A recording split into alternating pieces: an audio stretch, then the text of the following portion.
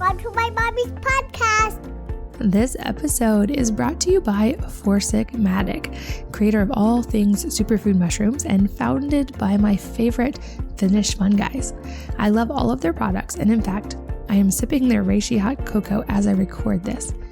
Their superfood mushrooms are always part of my daily routine, and I'll often have their coffee plus lion's mane or coffee plus cordyceps in the morning for energy and focus without as much caffeine as regular coffee. And all of their coffee blends have only about half as much caffeine as a cup of coffee. But the addition of the superfood mushrooms gives you just as much brain boost and focus.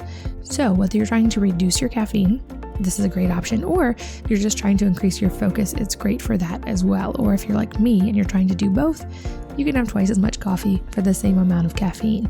Throughout the day, I often sip their chaga and cordyceps in the afternoon for the antioxidants and immunity, and I always turn to their reishi elixir at night for improved sleep. They also just released skincare that is so clean that not only can you eat it, but it's encouraged. Their charcoal mask has activated charcoal to clarify, chaga and cacao for an antioxidant boost, and other superfood and herbal ingredients. It's so clean you can literally also make it into a cup of hot cocoa. Their superfood serum contains a blend of avocado and olive oils with reishi and herbs for a hydrating skin boost, and it works super well. As a listener of this podcast, you can save 15% with the code WellnessMama by going to forsigmatic.com/wellnessmama. So again, that's FOURSIGMATIC.com/wellnessmama, and make sure to use the code WellnessMama to save 15%. This podcast is brought to you by Genexa, a company revolutionizing over-the-counter products for children and families. Their products are all cleaner, healthier, and allergen-free versions of the products you already know and use. Genexa has a whole line of natural homeopathic remedies for sleep, stress, allergy relief, jet lag, and so much more. And they've also developed more natural alternatives to things like heartburn remedies as an alternative to Tums, a truly clean vitamin D3, for instance, in infants and kids, natural saline rinse for infants, kids, or adults, a pain crush roll-on that I've been using after tough workouts, a natural laxative, and so much more. All of their products are vetted and tested and approved by an entire team of doctors to make sure that they are all safe, natural, and effective. You can check them out and save 20% just for being a listener of this podcast by going to genexa.com/wellnessmama and using the code wellness. So again, that's Genexa, GENEXA.com/wellnessmama and the code wellness. And here's a tip. I always stock up on their homeopathic sleep remedy, which is excellent for helping my kids sleep when they don't want to at night. So again, Genexa.com/wellnessmama with the code wellness for 20% off. Hello, and welcome to the Wellness Mama podcast. I'm Katie from wellnessmama.com, and I'm here today with a dear friend, Razi Berry, who is the founder and publisher of the journal Naturopathic Doctor News and Review, which has been in print since 2005, and the premier consumer-faced website of naturopathic medicine, Naturopath. You have to check it out. The link will be in the show notes. She's also the host of the Natural Cancer Prevention Summit and the Heart Revolution, Heal, Empower, and Follow Your Heart, as well as the ever-popular 10-week sugar-free summer program. And we're going to talk about her story today, but from a near-death experience as a young girl that healed her heart to later overcoming infertility, chronic fatigue, and fibromyalgia through naturopathic medicine, she has lived this mind-body healing paradigm and now works to educate the world about it. Welcome, Razi, and thanks for being here. Hi, Katie. It's a lot of fun to be here. Thank you. And I feel like I can't drop a line like that in the bio without asking you to share your story. What was your near-death experience as a child, if you don't mind sharing? Yeah, it is quite an amazing story. And it's funny because I learned even more about it as an adult. So let me start. I'll give the truncated version, but basically, when I was 14 years old, I was in the hospital in Phoenix Children's Hospital. I was dying of heart failure. There was really nothing that the doctors could do. And so my family brought in our family priest, Dr. Father McGuire, to do the last rites ceremony. And so for those of you that aren't familiar with the last rites ceremony, it's in the Catholic tradition. It's kind of like baptism is is the sacrament when you're born, and last rites is a sacrament when you're dying. So it was a really it was a really difficult time in our lives. And the day after the sacrament was given, my mother was with my 4-year-old brother in the room. Basically, they were coming to have some final moments with me. And one of the doctors was in the room, and he said to my mother, "This is a shame, Mrs. Berry, because she's doing it to herself." And when I heard that, I was kind of in and out of consciousness. And when I heard that, I suddenly, I felt so much shame, Katie. And a really strange thing happened that I didn't really understand until years later, is I suddenly was looking down on the doctor when he said that. And I was looking down on my mother and down on my brother as if it was from the top of the room. And the shame that I felt when he said that was because it was true. I was doing it to myself. I had an eating disorder. I had anorexia nervosa. And that was the cause of the heart failure. Heart failure is one of the leading causes of death in severe eating disorders. And so he was right. And something in my psyche and my body just wanted to escape that shame. And then suddenly I was in, just another place. And it seemed like it lasted forever. According to the nurse and the doctor and the family that was around me, it was minutes. And I never, I call it a near-death experience. Back then, my family said like God healed you. But what happened is after I, quote, came back into my body, I was healed. I ended up leaving the hospital without an eating disorder, without any medications, and with a healed heart. So that the experience of what happened, like a lot of people want to know, like, what did you hear? What did you see?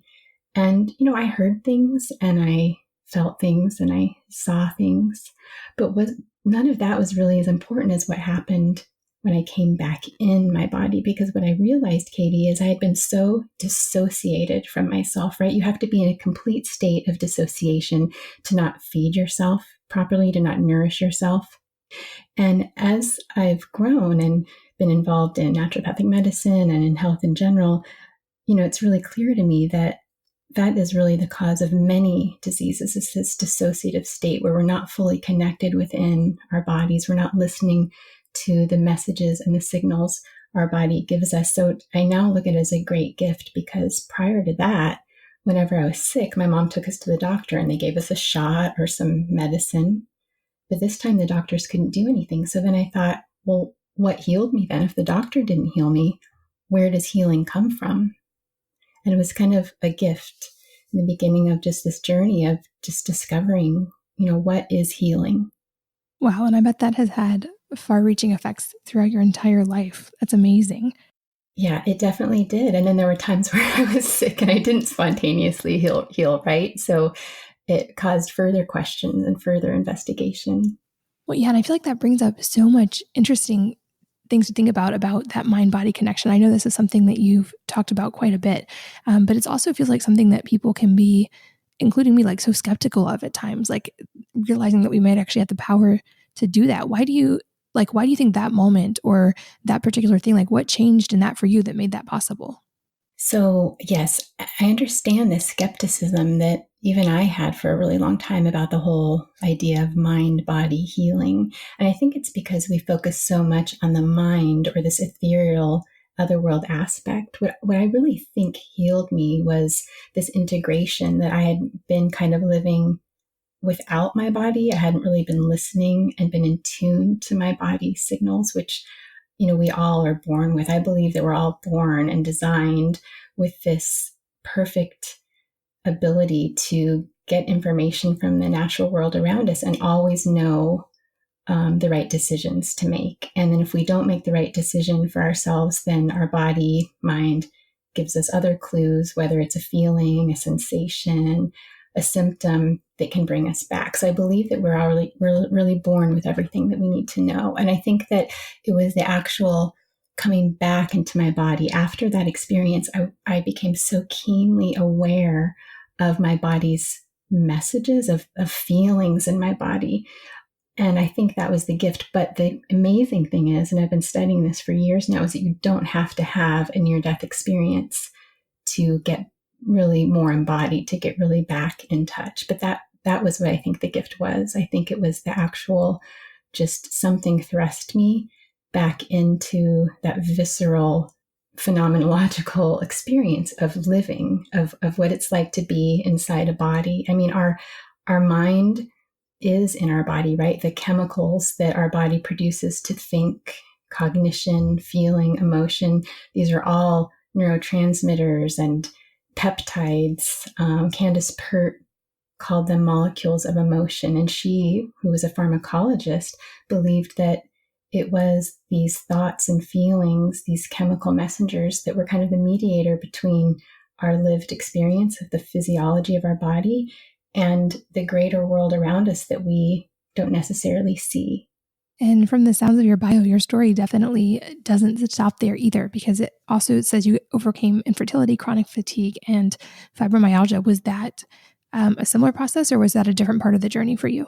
So it's funny because sometimes I think you have questions and then life definitely gives you a way to figure out the answer for that, right? So I had been really interested in learning about how the body heals and how the mind and body are connected. And I felt though a lot of information was just really woo-woo, was all based on just like, netherworldly psychic phenomenon, and not necessarily something that was like conscious and physiological together. And so in my mid-20s, I got really sick at that point. This was 16 years ago.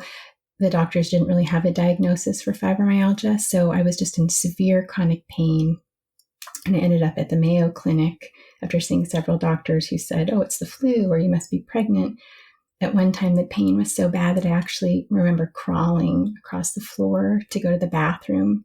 So the Mayo Clinic had some amazing diagnostics, but they had me on so many medications and some even like chemotherapeutic type medications. So my hair was falling out. And I just went to the doctor one day and I was like, this just isn't what I want. And they said, I'm sorry, you just need to go on disability.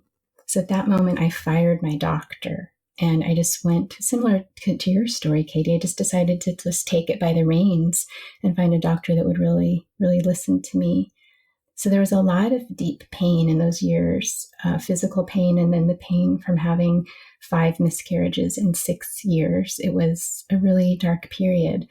But I tried to just remember what I had been learning about the principles of naturopathy, which I hope we get to talk about, and also from what I learned in my past experience with healing, that healing happens in your body and not just, in your mind. A lot of times the doctors just wanted to give me something that would control my mind, like help me sleep or help me wake up or deal with depression and the anxiety that ensued. And so the healing happened when I really started to pay attention again to what is my body telling me? What are the messages that these symptoms mean? Because really, when we kind of turn it around, symptoms which seem so painful and so horrible, they actually are a dear part of ourselves that love us so much that they're really asking us for something. Yeah, and I love that you share your story of your 5 miscarriages. And if you're comfortable talking about it, I'd actually love to talk about that for a minute, because I think we as a society have gotten so much better about talking about so many aspects of motherhood and of life experience. And that's one that's still so guarded and so painful, I think, for so many people. But yet I've had a miscarriage, you've had miscarriages. I think it's something that's actually extremely common, but yet there's still so much pain and shame hidden around that. So if you're comfortable sharing, I'd love to hear a little bit of what your inner process has been in healing from that. Yes. And I know that, all types of relationships, even motherhood, there's a spectrum, right? Some people feel extremely maternal, some people less so. And I don't have any judgment there, but I happen to be just very maternally leaning. So when I had my first 2 miscarriages, the doctors were like, oh, this is, common. And that was really difficult for me, Katie, because myself, and I think a lot of women, like as soon as I found out that I was pregnant, I began to form a relationship with my unborn child, right? Like you talk and sing to your child, you dream about what the future is going to bring, and you prepare not just for their birth, but for the life that you want to help them develop. So I felt like there weren't a lot of resources for me to really mourn the loss, even when the pregnancies were early. I felt when the pregnancies were a little bit further along, there was more, kind of a sympathy, I guess, but I felt like there was a real lack of ability to find resources. And I feel like I really had to mourn it alone. I got to a point, like after about my fourth miscarriages, friends stopped inviting me to baby showers, not to be unkind, but because they just didn't know how to deal with it. Especially because some of them had known, I was pregnant for, a few months, and they just didn't know how to deal with it. So I really had to turn to, my family, my spirituality. I wish that I had like a really wonderful way to share. But one thing that I have learned after living some more years on this earth is the best way that I have learned to deal with things like loss are not so much to focus on my thought patterns, because the reason we ruminate, in psychology will tell us the reason why we think over and over again sometimes about things is because we so badly want a solution out of something painful. And sometimes there's not necessarily a solution. And so what I found is when you really take good care of your body, the mind, I'm not saying mindset isn't important, but when you really listen into what is your body asking you, like if you're in a time of grief after a miscarriage and you feel tired all the time, or you can't sleep, or you just are hungry all the time, or you're not hungry at all, these are different messages our body is giving us. And I think if we don't ever want to get stuck in a rut, but if we take some time and just allow our body to express themselves and then nourish and nurture our bodies according to those messages, for me, that was always the way out of grief or loss. Yeah, I love that. And I found for me, even just, being able to speak it and talk to others too, also, I felt like that gave credibility to that life and also just really helped to work through the process. And I love that you share so vulnerably your story with a desire to help other people. And I know also as part of your desire to help others, you have been so involved in the naturopath community and in naturopathic medicine for years. And so for anyone listening who's not familiar, I'd love if you could walk us through your process with this and your publication and what you've learned through all of those years of that deep involvement with naturopathic medicine. Yes. So first, I want to say that I am a fan of all types of health practitioners and all healing paradigms. I think there's a place for all of them. And I think that each person individually needs to choose which is the best for them. I tend to be, to feel inclined that I believe most all people should have a naturopathic doctor on their healthcare team. And a couple of reasons why. So when we look at what naturopathic medicine is, it's a very unique paradigm of medicine. So when we look at a doctoral level of medical training, we basically have three main schools of that. There's osteopathy, which is a DO, medical doctor, which is an MD, and a naturopathic doctor, which is an ND. All of them have very similar education as far as the number of hours, the number of pharmacology they need to take, and things like that. And where naturopathic medicine is a little different is, one, they get a lot of nutrition, of course, the whole Hippocratic food is medicine, but there's also these 6 principles that underlie naturopathic medicine that are all framed around a therapeutic order, which makes it so unique. So the principles, I'll go through them very quickly. One is first, do no harm, which all doctors really take that oath. You do the least toxic, least forceful treatment first. Then is the healing power of nature. And in Latin, this is called the vis medicatrix naturae.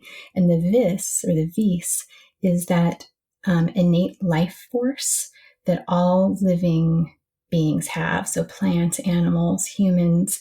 There is this life force. Some people call it God. Some people call it universe.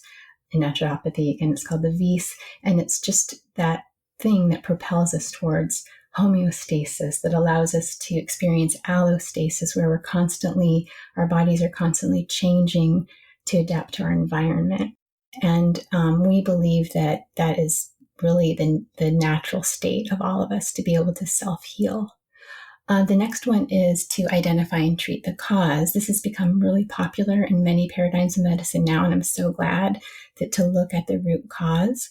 And in naturopathy, we're always kind of peeling the onion a little bit more. So it doesn't just stop at like, okay, well, here's these thyroid hormones. It's like, well, why is the thyroid behaving this way? And then you just kind of you keep looking back until you can really find the root cause. And part of that, one of my favorite parts of that, is called removing the obstacle to cure. So it's not just looking at the cause as a deficiency, but also looking at the cause as some sort of excess or something unnecessary that needs to be stripped away. The next one is docere, which is the root of the word doctor, which means to teach. And it says that your doctor is really a teacher. The doctor doesn't trump your self-knowledge. The doctor is your guide to help you self-heal. Treat the whole person is number 5. I think, again, that's not as obscure as it once was, but it's looking at the integrated whole of the body, its physical and its spiritual and its energetic dimensions, and how you sort of move through space, how you move through the world. What are your relationships like? What is your work environment? What is your home environment? And the last one is prevention, which, of course, prevention is the best cure. If we could get back to this idea that we want to prevent disease instead of waiting, doctors really try, naturopathic medicine tries to really teach those. So those are the principles. And if I can for a second, Katie, just kind of explain how they fit into this really unique framework that's called the therapeutic order. Can I do that? Yeah, absolutely. So the therapeutic order, if you imagine a pyramid, and at the very bottom of the pyramid is the foundation. And that foundation is to establish the foundation for optimal health. So that's where you kind of identify what the cause is, way beyond what a lab would show. Let's look at lifestyle, let's look at attitudes, let's look at all the different moving parts in your life and even from your past. And then you assess the determinants of health. What does this person need in order to restore health? So this is the foundation. So this is before supplements are given. This is before nutrition is given. First, that's determined. Then you stimulate the self-healing mechanism. So sometimes a naturopathic doctor will say, yeah, you need thyroid medication, but you're not ready for it yet.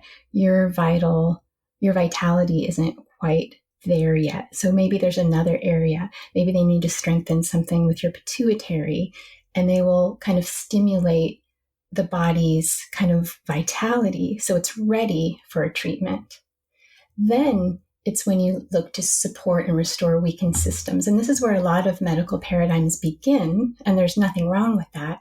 But as you see in naturopathy, there's a few steps that come before that. So this is where you kind of aid in like the regeneration of damaged organ systems or organs. And then the next step on top of that is address the physical alignment. So what's the structural integrity of the bones, the muscles, sometimes even posture. We've kind of gotten so excited about new, neat hacks that we forget about simple things like hydration and posture for health. Then above that is natural symptom control. So the doctor first starts in these first steps I'm talking about before we use natural substances to sort of palliate symptoms. And this is where the doctor says, the symptom is the message, but in some cases, just to give the patient some relief or to allow the vitality to strengthen, we will control these symptoms, and we first try it with natural substances. Above that on this pyramid is the synthetic relief of symptoms. Sometimes drugs are needed to palliate a symptom to help the person. Again, it's not to cure them, it's to kind of support the vital force, kind of free up the body's energy so it can do its own self-healing. And then the very tip is the high force interventions. Sometimes they're needed, they never begin there. And that's where you sometimes suppress pathology. It's never the first choice, as it often can be in, kind of traditional medicine. And that is the therapeutic order. I love that. It's so practical and it's such a solid framework. And I think, it addresses some of the potential deficiencies of conventional medicine. But I'm also curious, I know that that's the more common paradigm in the US. So how do you see naturopathic medicine and conventional medicine working together if they can, or like, how do you view those two? Yeah, so I think that they're wonderful complements of each other. And I think this is really where I love the idea of patient choice, because really there's so many different ways that you can treat a disease. You can treat it through homeopathy, through herbs, through medications. And no one is really going to know that except for you together with your relationship with your doctor. So some people choose to do just conventional medicine. Some people choose to do really old school nature cure, where it's like hot and cold water therapy, energetic, structural alignment and things like that. And some people like a blend of the two. I think that naturopaths are trained to work with conventional medical doctors, and they get some of the same training. They understand pharmacology. And in fact, they have to take more continuing ed in pharmacology than MDs and DOs do, which is sort of ironic. But I think they fit together so perfectly, because having a naturopathic doctor can kind of just, the office visits are a little bit longer and they just ask different questions. And so you can use it alone, or you can just kind of pick and choose. Like, there are certain things in my life that I use different types of naturopathic doctors for, right? So like if I'm in a period of stress and I have a flare up of my fibromyalgia, then I have a naturopath that I've been working with for a long time, and I really, really know and trust her. But last October, I had this just random, nothing's random, but this intestinal infection that happened overnight, landed me in the hospital, going into sepsis. And of course, I needed conventional medical care, because what I needed at that time was at the very top of the pyramid. I needed a high force intervention to get rid of that so that my body could then heal. So what I did is I went to the hospital. I was there for a week, sadly needing antibiotics, which I never really want to use unless I have to. But then I had my naturopathic doctor to help me recover from that. So they work together beautifully. Yeah, I absolutely agree. And I think, you often hear it said that for any kind of trauma or like acute thing, we truly are in the best place in the entire world when it comes to that. And I definitely never want to discount what conventional medicine and what emergency medicine physicians can do, because it's truly amazing. And they absolutely do save lives. Like for me, that was my third baby. I had placenta previa. He was born via C-section. Without that, we both would have died. My husband's appendix ruptured. Definitely a time for conventional medicine. But I love that with the two of them together, you're able to then, for things that aren't an acute problem, for something that's more chronic, you're able to go to the root cause. Even if you do, like you said, even if you need conventional medicine too in the beginning to get to the point where you can actually heal, and then you use naturopathic medicine to work through it. I think there's a beauty there in having access to all of these approaches now. And it's just so amazing that we now have this. It's incredible. I know that it is beautiful that we have so many options now. And I'm really grateful for that. And I know that so through publishing the Naturopathic Doctor News and Review, you have written for well over a decade, 14 years now, thousands of cases. I'm curious if there's any takeaways or commonalities that you've noticed through all of those articles and that experience and learning from all of those. Yeah, so I don't write the cases. The doctors submit the cases based on an editorial calendar that I put together every year. So I've had just been able to read and publish, over 2,000 cases. And what I found to be really an underlying theme, and this isn't, anything new, but that in reading all the SOAP notes that the doctors send in and what the care is and what the patient's sort of homework is I found that there's really an emotional aspect to pretty much every state of disease. There's always an emotional aspect to it. And my dream is, and I think it's happening more and more, that a world where all doctors are sort of trained to look for that and help the patient discover that through self-awareness, the whole idea of docere, doctor is teacher. In my own life, I know that the way I manifest stress is through my gut. And so now knowing that and being mindful of it, when I have things that I can do, or ways I can change my diet, or different self-care practices I can do under times of stress to help kind of prevent a flare up in that case. So yeah, so it's not any like amazing like biomarker that I found out, although I've seen a lot of really neat things like that. But it's just that, we are such emotional beings, and whether we allow that to flow freely through us or we block those, it really can be a determinant of health.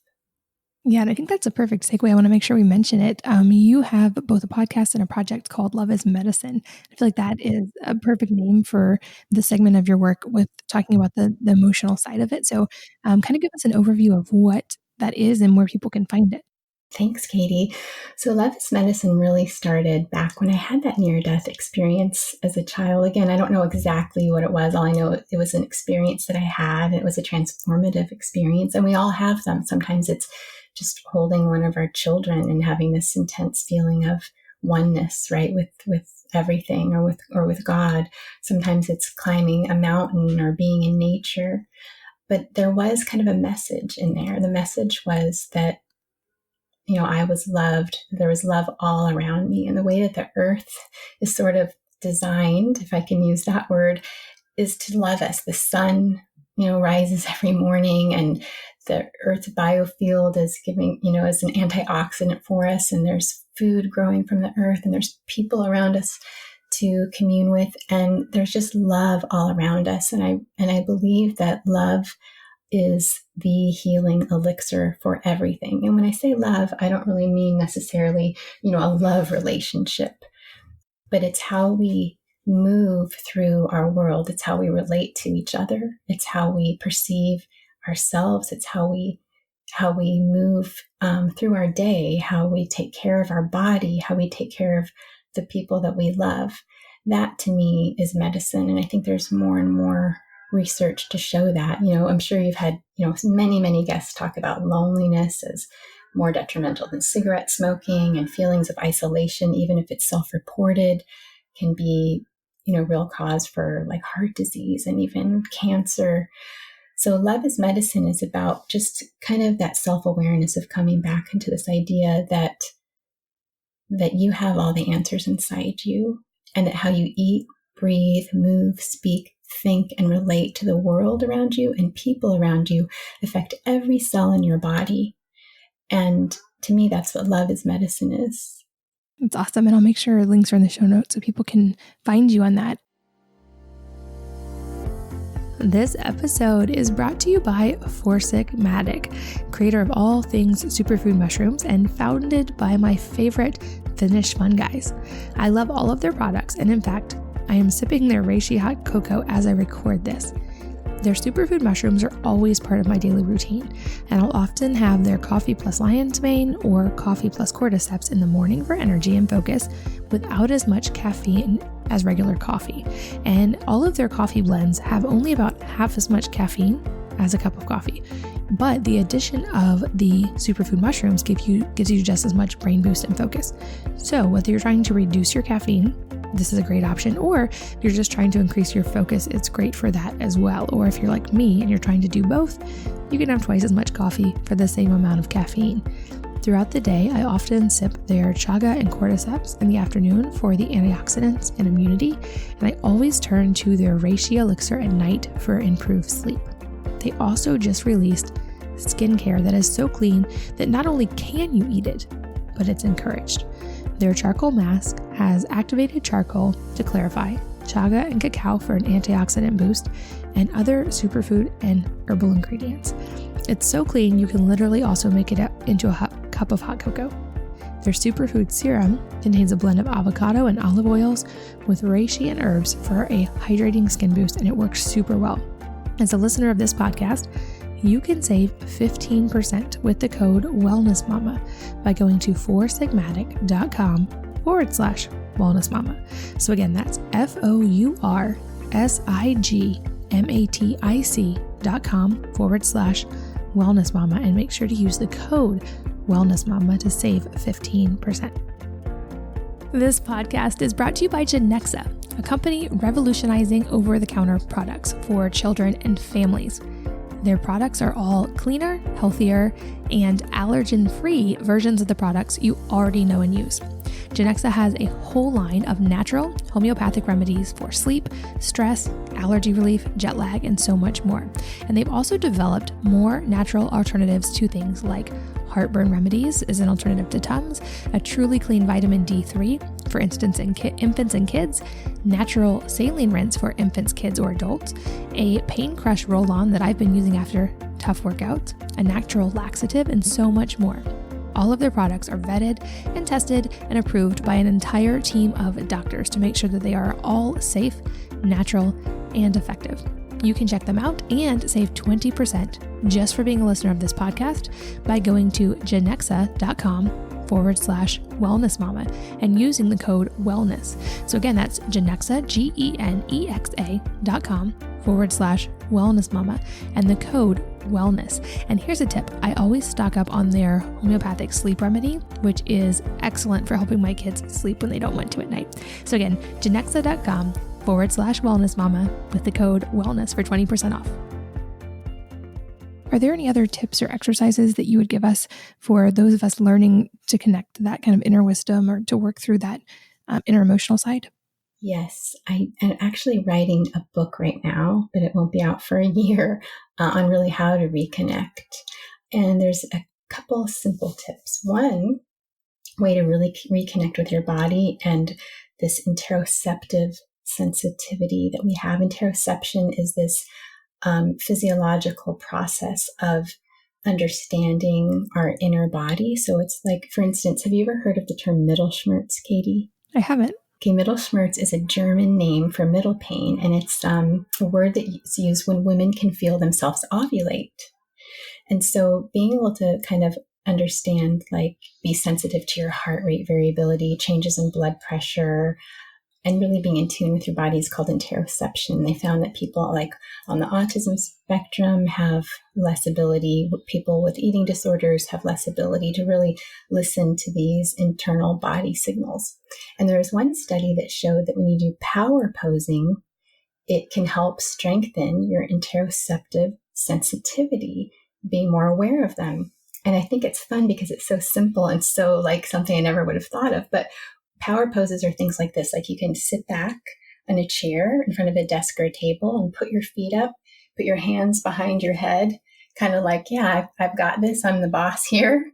And that's a power pose. And a power pose like that is a body movement that sort of translates into a deeper understanding of your body. Another power pose is standing up tall with your feet about, hip width apart and putting your two hands on your hips and just kind of standing tall. And I like to put like a facial, like a light smile or kind of a knowing grin on my face whenever I do this power pose. And I teach my kids to do them too. They're a lot of fun.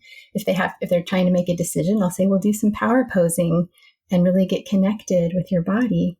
So those are some really fun ways that you can get in touch. Another thing that I love is I'm so fascinated by the way our olfactory sense is connected to cognition. And cognition is a really important part of our intuition because truly we think with every cell in our body. We've got immunological memory, cellular memory, our immune system has a memory.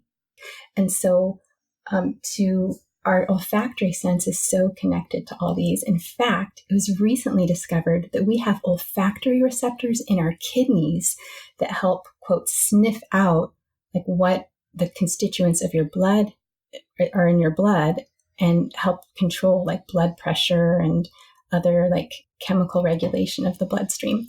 So one of the things that I really like to do to get really in tune is a sensory detox. And one of the ones is with our olfactory, our sense of smell. So what I ask people to do is for 2 weeks, get rid of anything scented in their environment, even natural scents. So that means no essential oils, no perfumes, no deodorants, nothing scented. And kind of get used to and aware of the scents that are all around you, even the scents that are coming from your own body, your breath, your armpits, just the skin, your hair, because we take in chemo signals 24/7 when we're asleep or we're awake. We're taking in these chemicals from the world around us. Sometimes they're pheromones, but there's so many more that we're just learning about. And this is data that gives our body information. In fact, there are some rat studies that showed you could breed a rat for several generations in total sterility. So they haven't seen any other animals, no predators or anything. And then for several generations. And then what they did is they when I say generations, rats don't live a very long time, so it's not like hundreds of years. But then what they do is they introduce body fluids from different other animals, and through posturing and behavior, the rats could tell through just these natural chemicals coming from the other animals' bodies, and humans too. They could tell if it was a predator, male or female, if it was in heat, if it was young, like they could introduce a scent of like a young female rat, and then the male rat would have no sexual posturing. But if it was like an older female rat that was of, I don't know if you say childbearing age in a rat, but then the animal had like sexual posturing. So we learned so much about the world around us through this chemosense of olfaction. And I think it's a really great way to start getting in tune with your body. That is so fascinating. I've never heard that before about the kidneys having the olfactory sensors. That's amazing. It's so crazy. And it makes sense too. The body, I still feel like we're only barely starting to understand and touch on the wisdom of the body. I think we're still going to learn so much. And I wonder, so like being in this health world myself, it's like there's so much information and we learn so much data of all the things that we should be doing. I'm curious for you, having 14 years of exposure to this and experience, what are the things that actually stick and that you implement in your daily life? So like in your morning routine or that are part of your daily routine?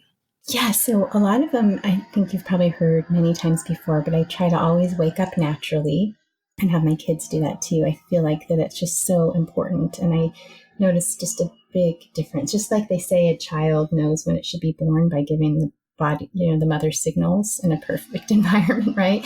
I feel like your body just knows when it's time to wake up. So I also do, go outside first. And I always hug trees. It's kind of like, I guess, a silly geeky thing, but the tree's roots are going so far down into the earth and they're connected to other tree roots. And I also have some trees in my yard that my late father had planted. So I make a ritual of it every morning to hug some trees. And I just really feel, the effects of the earth's biofield and the sunlight. And then I also take throughout the day, I take these little self-awareness breaks that I'm not a meditator. I hate yoga and I hate meditating, and I'm always embarrassed to say that. But there are two things that I know are so good for you, but I just don't like either one of them. So I take these self-awareness breaks during the day. And here's how it's different from a meditation. A meditation often says, close your eyes and breathe deeply. Well, I say forget that. I say keep your eyes open and breathe normally. I call it sleeping baby breathing. When you breathe normally, you have, these certain ratios of different chemicals that help your body take in oxygen. And deep breathing is good too, but to just be aware of where your body really is at that moment. So we keep our eyes open and we breathe normally and we keep our body posture wherever it is. Sometimes I set a signal on my phone to do this. And then you just notice things like, what am I hearing right now? Right now in my right ear, I hear the neighbor's lawnmower. And then I also feel like my bra strap is a little bit too tight. I feel like I can feel, what the cold floor feels like on the bottom of my feet. I can feel, that my mouth is a little bit dry, that I probably should be drinking some more water this morning. And I hear and feel the air conditioning kind of brush against my left shoulder coming in from the room. So when I do these simple little practices, sometimes I do it when I'm cooking, slicing an onion. I notice the deep purple color of the onion. I feel, what do the little muscles in my eyes feel like when if they begin to tear? I listen to the slicing sound. And I try to just get super aware, but not just in my head, in my whole body. And what I find is when you practice, wherever your body is at, you're kind of training yourself to know what your body needs at all times. Otherwise, if I didn't do it, I might go on working on the computer after talking to you for another hour without drinking water, right? Because we're just focused in our mind of what we need to be doing. But when we take these little self-awareness breaks, it trains us to listen to our bodies. That's a great tip. And that's one I've never heard before. I'm also not a huge fan of meditating. And I do better with something concrete, like you and I've talked about before, like cold water or like a specific breathing thing, or just I don't do just the idea of meditating, but I love that little self-awareness check-ins. That's a great idea. Thanks, Katie. It's fun too, because I think like, oh my gosh, like I've been sitting with my leg crossed and my legs starting to fall asleep. Like how long was I gonna let myself do that? And that's not a major thing that's a determinant of health. But if you start with these small things, then I think you become more aware of the larger things in your life that your body tells you it needs. Yeah, such a great point. And our time is flying by so fast because you're so easy to talk to. But a couple questions I love to ask toward the end. And I know that you're also very well read. So I'm curious if there is a book or number of books that have really had a dramatic impact on your life. And if so, what they are and why. Okay, so one book that I got in high school that I was at like a garage sale, and it's called The Art of Loving by Erich Fromm. Have you heard of it? I've heard of it. I have not read it. Okay, so Erich Fromm was, I guess he was like a psychoanalyst, a psychotherapist, and also just a social, I guess, philosopher. And he was the first person to really talk about love as something worth looking at, like in an academic sort of way. And there is a passage I'd like, or just a sentence or two I'd like to read from his book that really changed my idea of what love is. And it says this: love is not primarily a relationship to a specific person. It is an attitude, an orientation of character which determines the relatedness of a person to the world as a whole, not toward one object of love. If a person loves only one other person and is indifferent to the rest of his fellow men, his love is not love, but a symbiotic attachment. And when I read that, I was just, a young girl in high school, and I had my first love, my first boyfriend, and all the wonder and kind of angst that goes with that. And I was really kind of astounded by this little book and how it teaches a lot about self-responsibility, and that love is actually, like you don't fall in love, you stand in love. And it talks about love as an art, so it's called The Art of Loving, as any other endeavor that we do, that we as humans are called, even biblically, if you're so inclined, to love one another. And it kind of explores, not from a religious perspective, but it kind of explores what does that look like. And I think if we really follow that and look within and love ourselves and love the people in the world around us, I think it's really the solution to a lot of what ails us. I'll make sure I add that to the show notes. People can find that book. That's interesting. And new recommendation on here. Lastly, is there any parting advice you would like to leave with the audience today? I'm always looking for advice myself. And I definitely think that I'm kind of a student of life as well. But I think the best advice I would give is to always be honest with yourself. I think that there's a lot of ways, especially if we look at social media and stuff, that we kind of, badass ourselves out of looking at the truth, that we kind of high five ourselves sometimes in a way that can be actually kind of aggressive or even passive aggressive. And I think that the best way towards happiness is to always just be honest with yourself in every situation that you're in, whether it's illness or joy, raising your family, being in a relationship, what you're eating, a new exercise routine. I think that really being honest with yourself is a way that you can never go wrong. I love that. I think that's a perfect place to wrap up. And I will make sure that the links to all of the things we've talked about, to Naturopath and to your publication and podcast and everything, are in the show notes at wellnessmama.fm. So if you guys are driving or exercising or whatever it may be, you can find those links later at wellnessmama.fm. But Razi, thank you so much for being here. It's always such a joy to chat with you. It was lots of fun. Thanks again, Katie. And thanks to all of you for sharing your most valuable asset, your time, with us today. We're both so grateful that you did. And I hope that you will join me again on the next episode of the Wellness Mama podcast. If you're enjoying these interviews, would you please take 2 minutes to leave a rating or review on iTunes for me? Doing this helps more people to find the podcast, which means even more moms and families can benefit from the information. I really appreciate your time, and thanks as always for listening.